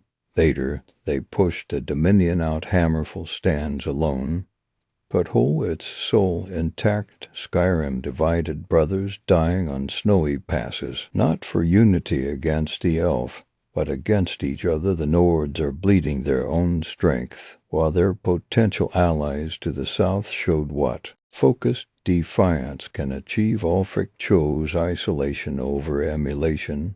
The ghost of Hammerfell's dead watch Skyrim's civil war with grim knowing eyes. IV breaking the cycle. The Thalmor art subtle for all their silver tongues. Their tactics rake of an older era. Divide and conquer. Divide et tempera it was Tiber Septim's favorite play. How did he take the Somerset Isles? By splintering them, sowing division amongst the Altmer themselves. Before even sailing forth, played factions against each other until the whole structure was weak enough to shatter the Thalmor. Now they do the same right here in Skyrim. Provide support to Ulfric, orchestrate his escape after Markarth, fuel his rage, absolutely keep him strong enough to bleed the Empire, weak enough to never truly win, create chaos, destruction, mistrust. The weaker Skyrim is internally, the easier a future conquest becomes. They want this rebellion alive as a wound that never heals, draining Nod and Imperial blood alike. And here you stand, Dragonburn. What are you in this repeating nightmare? You are the wild card history didn't predict. You step onto a stage where every actor seems destined to replay ancient roles. You see the strings, you have a choice. No past player held. You could be the ultimate conqueror. Bend Skyrim to your Thum crown of victor. By force rewrite the map, the easy choice, or you can see the deeper rut. You can choose to be the peacemaker, the unifier, the one who sees the cycle and slams their hand down, shouting enough, stopping the bloodshed, forcing the wounded parties to face each other across a table, not a trench. Imagine forcing Ulfric and Elisif to see the ghost of Joran and the specter of Hammerfall. Imagine forcing Tullius to acknowledge the brittle hypocrisy. His legion serves, it's messy, it's flawed, but it breaks the pattern. It chooses the future over the past, because this civil war is not just about Talos worshippers in Windhelm or Solitude's authority. It's the symptom writ large. It's the decaying political body of the Third Empire finally convulsing the center. Cyrodiil is weak and sure compromised. The provinces feel that gravitational pull falter, see the compromises forced upon them, feel the old imperial promises turn to ash, and they lash out, or they fracture, or they simply look away. Skyrim's pain mirrors Cyrodiil's frailty. The empire no longer holds because its core contradictions, the suppression it learned through its own founding rebellions, have hollowed out its guiding purpose. Without a strong, credible center offering genuine partnership, unity, it evolves into these paroxysms of rebellion, this endless cycling of fracture and suppression. Skyrim's snow is stained red with the inevitable consequence of that decay. So the choice Dragonburn isn't just Stormcloak or Legion. It's whether you step onto the wheel of history and let it spin, grinding lives to dust, or whether you reach out, grab its frantic spokes, and force it to a halt where the dead empire's skin, or strive towards something new. History offers you both paths, which echo will follow your name. Let's break down how these armies actually fought across Skyrim's frozen hills and valleys. Forget the shouting and the politics. For a moment, focus on the steel, the snow, and the blood. Stormcloak insurgency. You understand their rage, their cause, but look closer. How do they actually fight? They don't line up on open fields against the Legion's polished ranks. That's suicide. No, they live in the mountains, the passes, the dense pine forests choking the slopes, an imperial patrol marching through a narrow gorge. Perfect rocks tumble down first, chaos erupts, then before the legionnaires had locked shields, bearded warriors erupt from hidden gullies and behind snowdrifts, screaming Talos' name. Hit hard, hit fast, vanish back into the rock and ice before reinforcements lumber in. That's their strength, knowing every hidden goat path, every cave system, every spot where the blizzard owls loudest to cover their movements. They rely on speed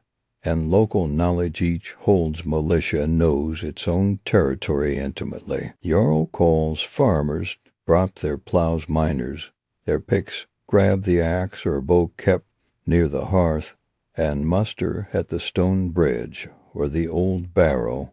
Within hours, no waiting for orders from Solitude. They move like wolves through their own hunting grounds. But look at their gear, feel that hide armor, thick stiff bull leather, and fur scraped from horkers or bears. It's warm, yes, decent against the cold and glancing blows, but against a well-placed imperial arrow or a legionnaire's thrust, it tears their weapons. Forged iron, you see it everywhere, swords that chip and bend against imperial steel axes that need constant sharpening. Why metal is scarce? Mines are contested. Imperial patrols choke off trade routes. They make do reforge captured blades, rely on fury and the homeland advantage to bridge the gap, and the commander's Galmer stone fist, Ulfric's hammer.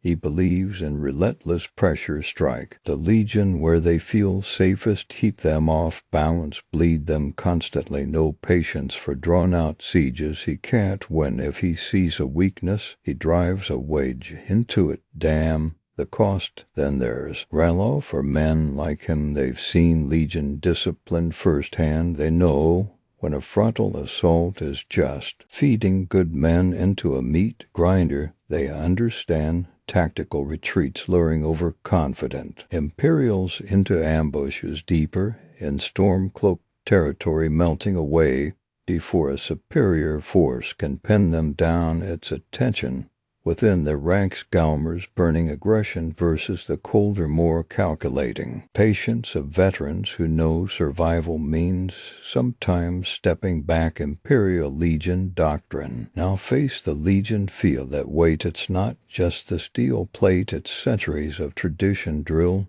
discipline, the crushing machinery of an empire. They don't fight like bandits or rebels. They fight like a machine. See that shield wall locked tight, overlapping a moving fortress of wood and metal. Archers stand behind, protected, loosing volleys on command, not scattered shots, but unified clouds of death darkening the sky before they fall against undisciplined foes. It's terrifyingly effective. They grind you down, and if they need to break a wall, they bring siege engines, catapults, battering rams, crafted not in some mountain forge, but shipped in pieces or built by engineers trained in Cyrodiil's academies. Mastery of the slow, inevitable crush. Their strength is their backbone. Logistics, supply wagons rumble up the roads from Brahma and the Imperial City. Steel, real steel, standardized swords, pikes, armor forged in Imperial foundries, shipped north, reliable, replaceable, and mages not always common.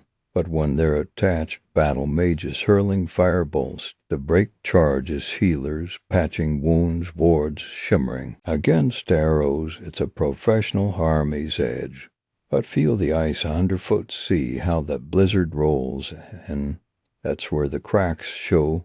Their formations are magnificent on open ground, indecent weather, deep snow howling winds blinding them suddenly. At tight shield wall struggles to move, scouts get lost, patrols freeze their disciplined frays at the edges, and their garrisons stretched thin across a vast hostile land. Forts meant for 50 men hold 100. Weary souls resupply, convoys get ambushed in the reach or near the pale. Worst of all, look at some of the faces behind those helmets. Conscripts Nords drag from their homes in Falkreth or Yamark, force the fight. Their cousins for an empire they feel abandon them. Morale is brittle, desertions happen. They fight because they're ordered to drill, to not always because their hearts burn for the cause. That reliance on local troops who might harbor sympathy for the rebellion. It's a deep vulnerability the Stormcloaks exploit ruthlessly. Pivotal campaigns, see Whiterun's Plains. That's where Stormcloak ambition met Imperial stone. Ulfric smelled blood after victories.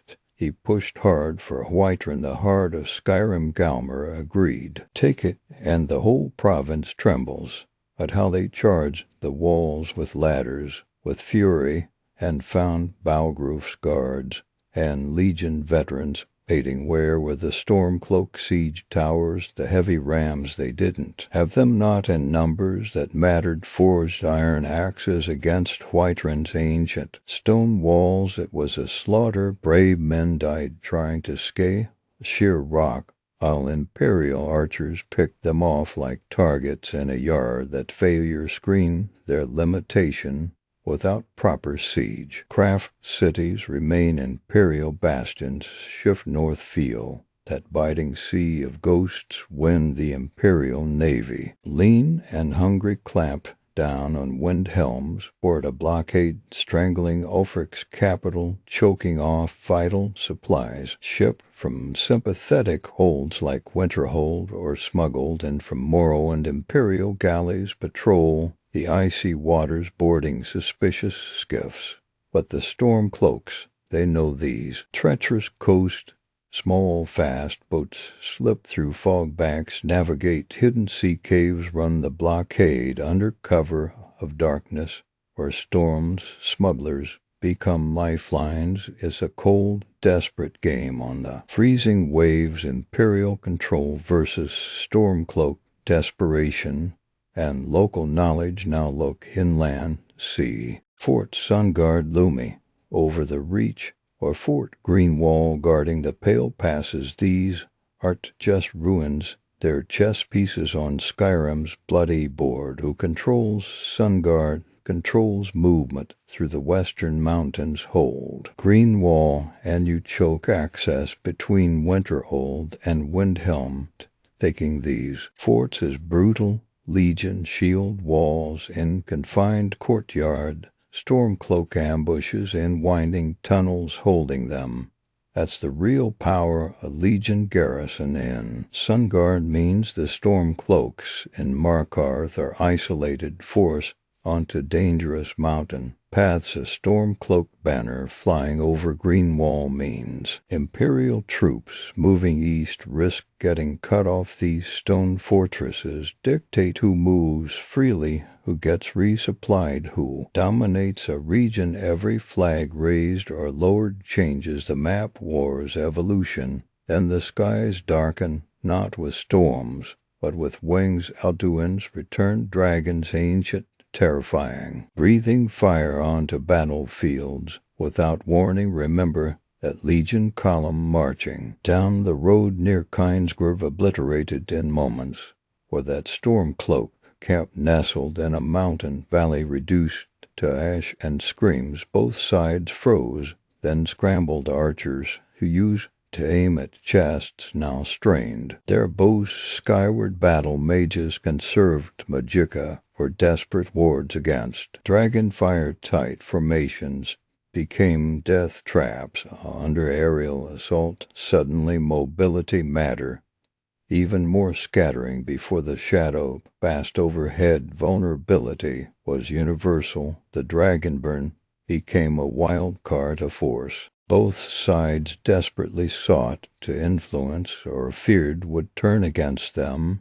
And the mercenaries, when the legions bled men, they didn't just rely on reluctant conscripts. They hired steel. The Dawn Guard hardened vampire hunters from Dayspring Canyon, wrought crossbows that punched through heavy armor, and men unafraid of monsters. Their presence bolstered Imperial garrisons, especially against the supernatural threats. The dragons awakened the Stormcloaks. They turned inward to Skyrim's heart. The companions of Jorvisker, legendary warriors descended from Ysgramor's own, are not officially mustered in Messe. Their influence, their prowess, their very presence fighting alongside Stormcloak militias was a massive morale boost. Whispers of werewolves tearing through Imperial patrols at night, true or not, they spread fear. These iron blades and ancient orders tilted local balances, adding unpredictable ferocity to the war. So where does it end? Look at the map. The Empire, as Cyrodiil's vast resources, men, metal, gold, mages, they can replace losses, grind on through winter after winter. Their strategy relies on that weight, on attrition, on slowly strangling the rebellion through blockade and siege until Ulfric's forces are worn down to nothing. But the Stormcloaks, they burn with early victories, taking holds, shattering legions in ambushes, seeing the Empire bleed. That passion, that belief, they fight for Skyrim's very soul fuels them. It lets them endure hardship. The Imperial conscripts cannot, they bet everything on breaking the Empire's will before its numbers talk, and morale forged in snow, and ancient gods overcome the cold. Relentless mathematics of Imperial logistics. That's the true war. Beneath the war it's fought, and the grit between shield walls, in the silent glide of a smuggler's boat through icy fog, in the echoing halls of contested force, and in the hearts of every node holding a line, wondering if their cause can outlast the Empire's deep, deep pockets thick of your favorite drinking song. Full throat, easy answers, heroes and villains painted bright as banners That's not the song bleeding. Across Skyrim hear the war drums beat, thickening the cold air. We're shivering in the gray space. Instead, Stormcloak, contradictions. That cry for Talos, it rings true, doesn't it, watching? Imperial patrols skulk past the Talos shrine in Whiterun's shadow, seeing good Nords yank from their homes in the dead. Of night by Thalmor boots, because they whisper their forefathers' prayers, your blood boils. Ulfric wraps himself in that righteous fury, a shield against the Aldmeri dominion, a sword for your faith. Feel the fervor pounding in Windhelm's stone streets. His shield brothers swear it's about freedom from a distant emperor, bowing to snooty elves. But walk the docks of Windhelm, the damp chill biting deeper sea, where the Dunmer huddle in the gray quarter, the stonework crumbling like promises forgotten, or down by the freezing water, where Argonians scrape a living bard from the city's heart. Hear the casual sneer from a Stormcloak guard about Grayskin's Ulfric. He just lets it fester. His dream of Skyrim seems smaller suddenly, only big enough for true Nords. Remember to reach the jagged rocks drenched in blood. Both Nod and Reachman Ulfric used their uprising, their desperate plea to worship their old ways, to like a stepstool, promised them self-rule if they helped him take Markarth. Broke that promise before the ink on the imperial reprisal was dry. Freedom fighter or warlord, carving a path straight to High King. The throne feels heavy in his presence, even an occupied empire's compromised virtue. The empire's shield looks tarnished, feel its weight, years of ruin chasing the Whittigold Concordat, hammerful burning as bait thrown to the Dominion hounds. To save wounded Cyrodiil, a bitter taste on the tongue. Titus Mead sees a chessboard. You see your grandfather in prison for possessing an amulet of Talos. They do by time with choked prayers and compromised ideals. Men like General Tullius grit their teeth, building legions in secret camps above Riften. They'll tell you it's the only way. That Skyrim, reunited strong within the Empire, is the shield that will finally break the Thalmor. Without this truce, ashes yet see the rot seeping in. Feel Maven Blackbriar's shadow stretching long over Riffin's keep. Gold buys imperial favor, buys leniency. Thalmor justiciars in solitude, sipping warm meat, while their agents spread through the pale hunting heretics. The Empire's legions, they stand aside or worse, point the way. What's that bargain costing the soul? Remember Helgen, remember the Empire, so desperate, so willing to believe Ulfric just dead might quell the rebellion. They almost put your head in a rough. Would block Nords loyal to the Empire weep, wondering where the shield was when Ellen one demanded names from Solitude's dungeons. Is keeping the throne worth grinding the stones it stands on into dust? Civilian fallout beneath the banners, the mud sinks deep, tasting like iron blood and broken lives. Imperial fists close around throats in fortified camps, demanding answers about Stormcloak.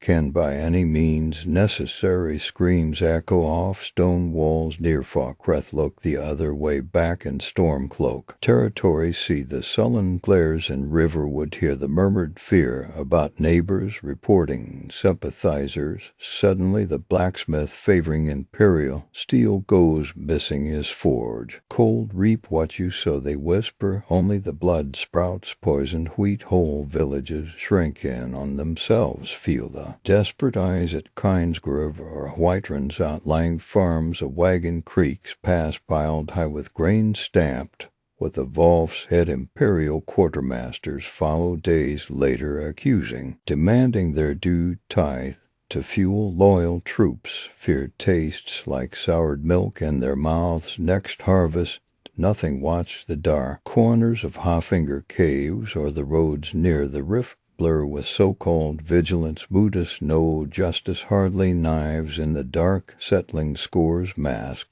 as patriotism. The Rule of law peels away like poisoned bark beyond binary choice as the moot stone sits cold in solitude. Elisif her grief hangs heavy, but glimpse the steel beneath the sorrow hand timidly offered towards Skyrim's people. All its people imagine the power of her voice crown by right and tempered by Tullius' weary pragmatism, facing Ulfric not with swords, but with the weight of lost husbands and burning fields, a high queen, reaching back towards empire not as a subject, but as a shield can, demanding real aid. It's a gossamer thread, a fragile thing ever clearer above it. The Thalmor smile like spiders, watching flies tangle in a shared web. Dossier, Ulfric asset, catalyst, their poison, whispers, breathes discord into both camps. War serves no one but Dominion hands, turning their blades west, and you carry the Thume, feel the weight settle, that deep resonant fire in your blood. The bear of Markarth listens, however reluctantly, to a Devakian. Tullius respects raw power, but words like shout carve a path. Neither Ulfric nor the Empire see expose Ellen one's laughter echoing in court shadows. Unite Jarls horrified by the true enemy, sharpening knives across the Jarls. Or does destiny demand a victor? Crowned in dust is Ulfric's fire, preserving the soul of the North, forging it anew. Or will its brightest sparks consume it entirely within his final defy? Shout, walk the snow-blind path, choose only the dragon's laugh, knowing some winds blow only ash. The true horror isn't choosing a side friend, it's realizing sometimes all paths bleed crimson gray. The eternal question hangs frozen in the twilight colder, and the throat of the world. What survives when heroes become just more dead men frozen in the past?